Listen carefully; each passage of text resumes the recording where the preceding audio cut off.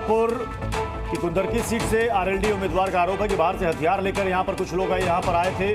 उन्होंने यहां पर हंगामा खड़ा किया। मदरसे मस्जिदों में असलहों के साथ उनको रोका गया है। मीरापुर से आरएलडी उम्मीदवार ने यह आरोप लगाए। अभी आपने तस्वीरें देखी वहां पर कि वहां पर पुलिस ने कुछ लोगों को वहां से हटाया है, कुछ लोगों को वहां से खदेड़ा है। अब आरएलडी के जो उम्मीदवार है वो आरोप लगा रहे हैं कि मदरसे और मस्जिदों से कुछ लोग असलहे लेकर यहाँ पर आए थे हंगामा करने की नीयत से। फर्जी वोटिंग की जा रही है, ये भी कह रहे हैं आरएलडी के उम्मीदवार मिथिलेश। ये कह रहे हैं कुछ लोग यहाँ पर आकर के फर्जी वोट डाल रहे हैं। पुलिस ने वहाँ पर ऐसे लोगों को वहाँ से हटाया, ऐसे लोगों को वहाँ से खदेड़ा है। बाहर से हथियार लेकर आए थे लोग।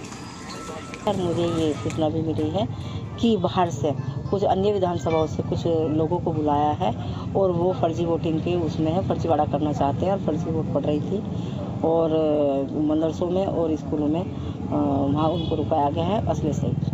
सर, मुझे ये सूचना भी मिली है कि बाहर से कुछ अन्य विधानसभाओं से कुछ लोगों को बुलाया है और वो फर्जी वोटिंग के उसमें है, फर्जीवाड़ा करना चाहते हैं और फर्जी वोट पड़ रही थी और मदरसों में और स्कूलों में वहाँ उनको रुकाया गया है असले से।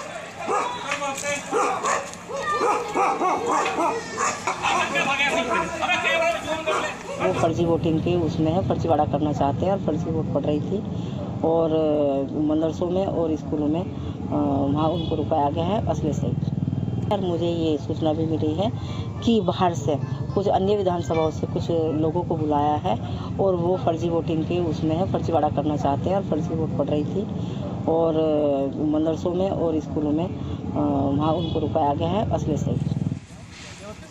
तो ये मीरापुर से तस्वीरें हम दिखा रहे हैं और प्रत्युष, जैसा कि मैं बार बार कह रही हूँ कि एक समुदाय विशेष ये आरोप क्यों लगा रहा है, आखिर क्या वजह है, इसकी जांच होनी चाहिए।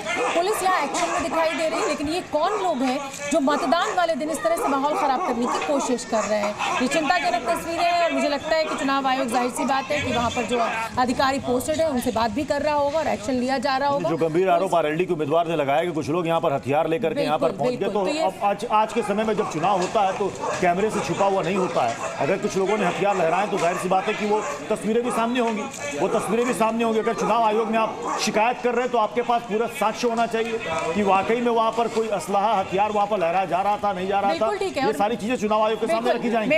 मेरे साथ वरिष्ठ पत्रकारों का एक बड़ा पैनल यहाँ पर मौजूद है। विजय त्रिवेदी जी, एक मिनट रुक जाइए। विजय त्रिवेदी जी, क्या कहेंगे इन तस्वीरों को देखकर? चिंताजनक है ये तस्वीरें लोकतंत्र में? बिल्कुल शोभना जी, चिंताजनक है। लोकतंत्र में एक बेहतर तरीके से चुनाव हो, इसकी जिम्मेदारी चुनाव आयोग की भी होती है, सरकार की भी होती है।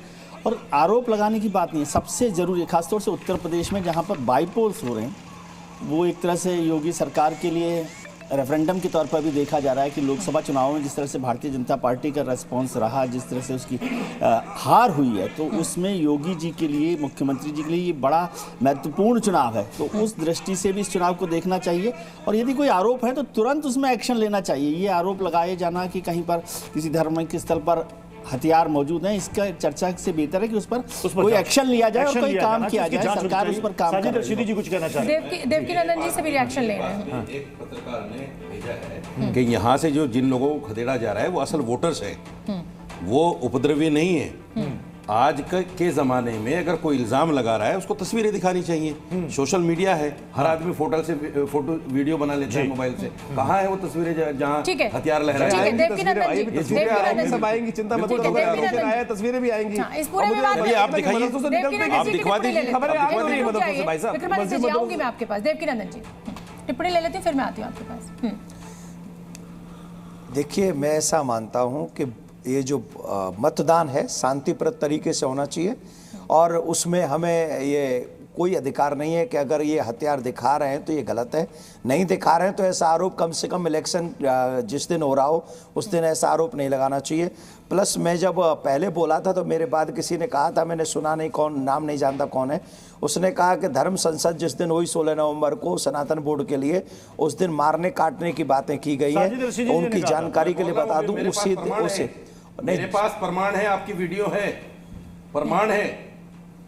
मैंने मारने काटने की बात की है। एक संत ने खड़े होकर ये कहा कि तमाम मैंने मारने काटने की बात की है, सबके नीचे भगवान की मूर्ति मिलेगी। संत ने ये कहा कि मुसलमानों मैंने मारने का आज डिबेट नहीं है, एक डिबेट नहीं हो रही है, ये चुनाव का मुद्दा, तस्वीरें मिली है, उस पर हम चर्चा करेंगे।